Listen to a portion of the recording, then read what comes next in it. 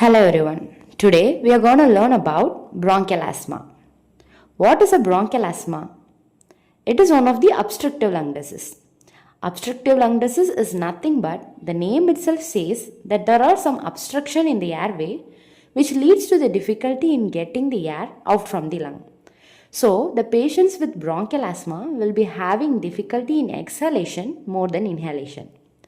On the other hand, there are some diseases like restrictive lung disease, where the patient will be having difficulty in inhalation more than exhalation. We will learn about that in the further videos. Now, coming to the obstructive lung disease, other than bronchial asthma, there are some diseases like chronic bronchitis, emphysema, and bronchiectasis, which will also come under this obstructive lung disease. Now, the definition of bronchial asthma is that it is a chronic inflammatory disease associated with hypersensitiveness. That is, the person with bronchial asthma will be having an exaggerated immune response against certain substances, which leads to bronchoconstriction and excessive mucus secretion. Not all person will be having this bronchial asthma, right? Then who will be having this? What is the cause? Actually, it is unknown, but some researchers says that there are some genetic factors which leads to this disease. Persons who are genetically predisposed to bronchial asthma will only be getting this disease, and they will be getting this before their 12 years of age. Some says there are some environmental factor which leads to an increased risk for this bronchial asthma. It is classified into atopic, non-atopic asthma, drug-induced asthma, and occupational asthma.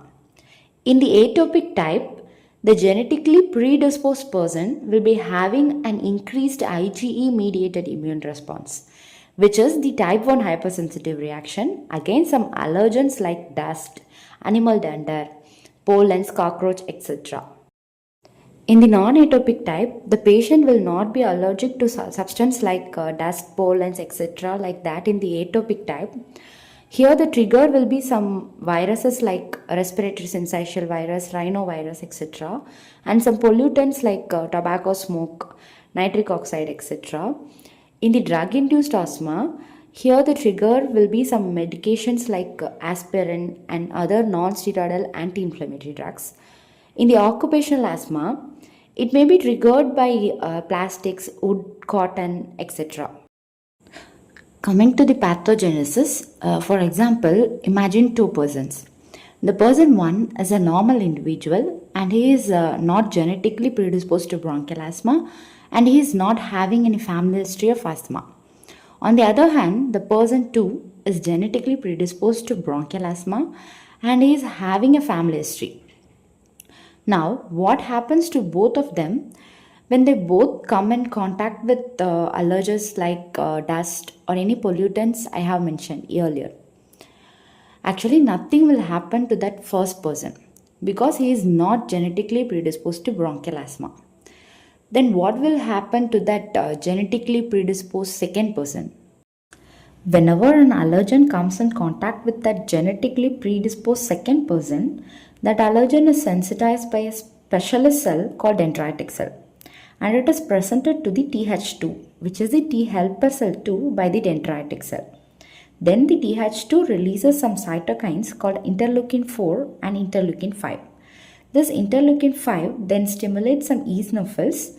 This eosinophil then causes the smooth muscles in the airways to contract, which leads to the bronchoconstriction. On the other hand, the interleukin 4 stimulates some plasma cells. This plasma cells then releases some antibodies like IgE and IgG like that. Due to the presence of this IgE, it is a type 1 hypersensitivity reaction. This IgE then interact with some mast cells.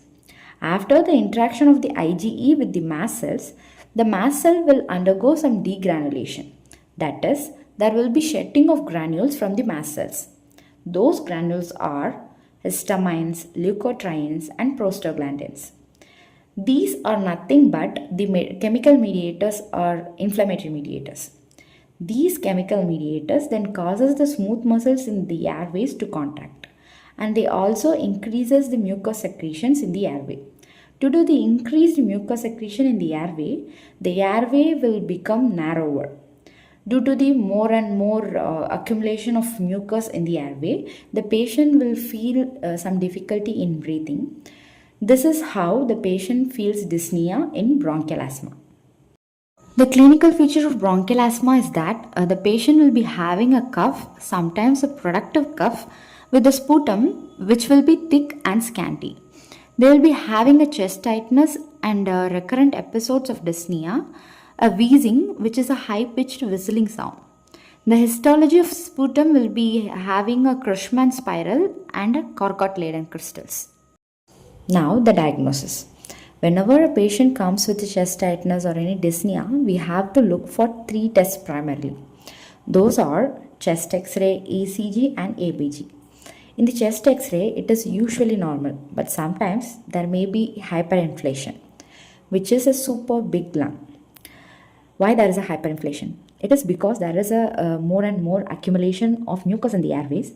Due to that accumulation, the airway will become blocked, so the air which is drawn in during inspiration will be trapped inside the lung.